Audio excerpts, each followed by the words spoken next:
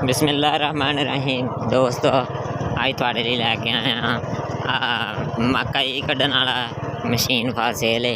मकई कड्ढदी है जी, ये मशीन फॉर सेल है। तो मालका का कहना 2016-17 मॉडल है। तो डिमांड मालक इसकी कर रहे हैं 1,10,000 रुपया, मौके तो घटा वाधा कर लैनगे। तो मॉडल 2016-17 तहसीलो ज़िला जंडवाला उत्थे पई है जी। जिस किस भरा नूं चाहिदी होवे मालकां दा नंबर डिस्क्रिप्शन च दे दिन्ने आं, उस नंबर ते राबता करो ते मशीन परचेज करो। ये मकई कड्ढण वाली मशीन है जी, छल्लियां नूं गुद्दे च साफ करने वाली ते फार सेल है।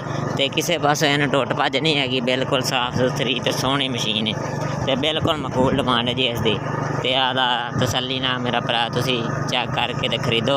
साडा विच अमल दखल नहीं हैगा, साडा काम है वीडियो विखा देना, अगों लैना देना है तुहाडे ते सारा कुछ आपे आदी मर्जी नाल परचेज करो ते बिला वजह काला ना करेआ जे।